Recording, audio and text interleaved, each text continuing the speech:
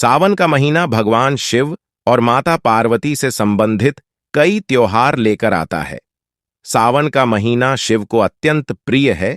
इसी महीने माता पार्वती से संबंधित हरियाली तीज आती है और उनके प्रिय नाग से संबंधित नाग पंचमी का पर्व भी मनाया जाता है।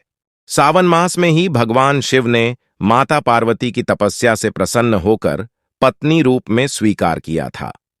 आप भगवान शिव के पुत्र कार्तिकेय और गणेश के बारे में तो जानते ही होंगे, लेकिन इनके अलावा उनकी 5 और बेटियां थीं, जिनके बारे में बहुत कम लोगों को जानकारी है।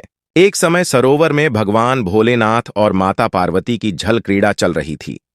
उसी समय भगवान शिव का वीर्यपात हो गया, जिसे उन्होंने एक पत्ते पर रख दिया। इससे 5 कन्याओं का जन्म हुआ।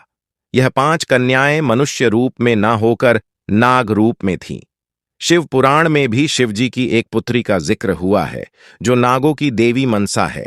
देवी पार्वती को इस बात की जानकारी नहीं थी कि शिवलीला से 5 नाग कन्याओं का जन्म हुआ है, जबकि शिवजी को अपनी 5 पुत्रियों के बारे में पता था और वह उनसे स्नेह भी रखते थे। इसलिए हर सुबह सरोवर पर जाकर उन कन्याओं से मिल आते थे और उनके साथ खेलते थे। हर दिन महादेव के सुबह सुबह सरोवर पर चले जाने पर माता पार्वती के मन में शंका के बीज अंकुरित होने लगे। इसलिए उन्होंने तय किया कि इस रहस्य को जानकर रहेंगी। एक दिन भगवान शिव जब सरोवर के लिए निकले, तब माता पार्वती भी उनके पीछे पीछे सरोवर पहुंच गई।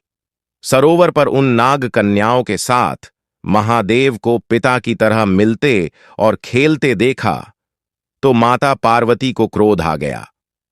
क्रोध में माता ने नाग कन्याओं को मारने के लिए पैर उठाया तो भोलेनाथ ने उनको बताया कि ये सभी आपकी बेटी हैं। माता पार्वती भगवान शिव की ओर आश्चर्यचकित होकर देखने लगी। फिर भगवान शिव ने उनको नाग कन्याओं के जन्म की कथा सुनाई।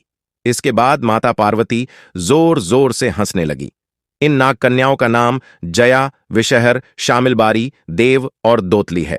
महादेव ने कहा कि जो भी इन कन्याओं की पूजा करेगा उसे जीवन काल सर्प भय नहीं रहेगा। साथ ही उसके परिवार को कभी भी सर्प नहीं डसेंगे। यही कारण है कि सावन मास में इन नाग कन्याओं की पूजा की जाती है। सावन कृष्ण पंचमी से लेकर सावन शुक्ल पंचमी तक इनकी पूजा और कथा की जाती है।